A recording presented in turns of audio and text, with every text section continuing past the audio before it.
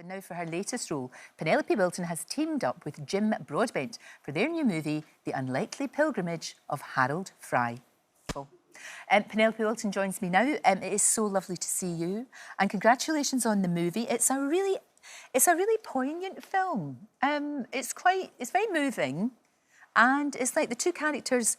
You know, they start off. You can see they're not in the best place, are they? They're really not. No, it's a marriage that's in name only at the beginning, because of a great sadness. And I'm not going to give the game away because it would spoil the story. It would. But he, on an impulse, decides he gets a letter from an old colleague to say that she's in a hospice in Berwick-on-Tweed, and on an impulse, he decides to walk to Berwick-on-Tweed to try and save her.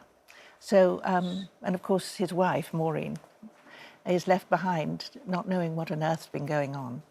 And, but they both start going on a journey. They do, very differently, because a lot of the scenes of your character, she's on her own, Maureen, an awful lot of time. And not just, you know, sort of emotionally on her own, as well as she's sort of physically on her own. I mean, she must have felt very, very isolated. Yes, and it was quite difficult to do, because I did all my scenes pretty much at the end, because you can't get a film crew to keep coming back from going up, because they actually did go up the country. Yeah, of course. And to Berwick-on-Tweed. So our scenes at the beginning, like in all films, you know, you do things out of sequence. So we did the beginning at the end, and then all my scenes together. So it was a roller coaster. I bet it was. But it's beautiful, and it's come together so well. And the two of you, I mean, it's just a sort of acting masterclass, really, with both of you in there. I mean, that is proper. Just proper, well, the whole thing. It really is. And can I say a massive thank you for so many things, but including Ever-Decreasing Circles. I'm probably the biggest fan of that, apart from Ricky Gervais, because he loved it, didn't he? Ricky Gervais loved it. And it was that's one of the reasons I was in Afterlife. Yeah. Because he said, this is my homage.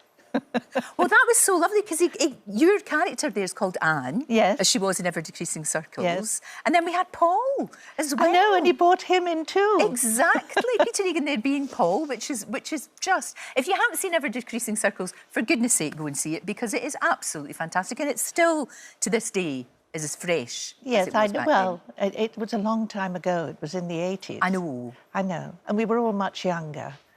But it's still fabulous. And then the whole thing about Afterlife, globally, I mean, so many people have watched that. Yes. There's nowhere you can go now without people saying, you know, 120-odd million people watched that. No, that's true. And the good thing about that was that, you know, we're sitting on a bench. Yes, yes. And if I might just mention... Please. Because we've been talking about... my film, Harold Fry, is about people who have a very big sadness in their lives, and they suffer from grief, and so do people in Afterlife. Yeah, and I'm the patron of a trust called the Good Grief Trust, which this little thing is. Oh, is that your back? Yes, that's a little umbrella. It's an umbrella for all these other charities. Right. And we're going to put them on benches. What a brilliant idea. Yes, with a QR code. Right. So you just put your phone against it, and all these charities can come up and help you. I was just thinking of your last... Yeah, of course, with Deborah. Yes, with Deborah. You know, that's a brilliant idea, yes, so anything that you feel that might suit you, because everyone's grief is different. Of course it is, and there's no timetable or anything. Everybody, you know, everybody's experience is, of course, uniquely theirs. But the very fact that you've taken that bench from Afterlife and then used it in that way, what a brilliant thing to do. Oh, it's fantastic. I love that. And that'll help so many people. I think, hopefully. Oh, it will. It absolutely will. We talked about Peter Egan being in Afterlife. He was also in Downton, wasn't he? And he was. Yes. You just...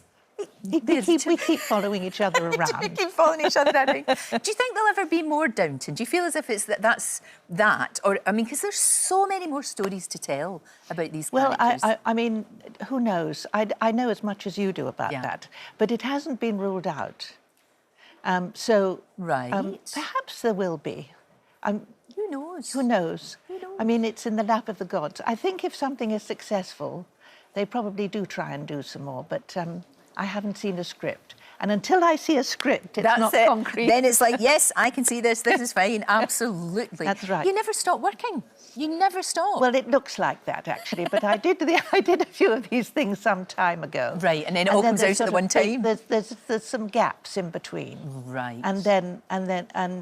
But you know, things go on the television a lot. So Everything do? in Circles is on, and then Afterlife is on, and people think I'm doing. But it's not quite like that.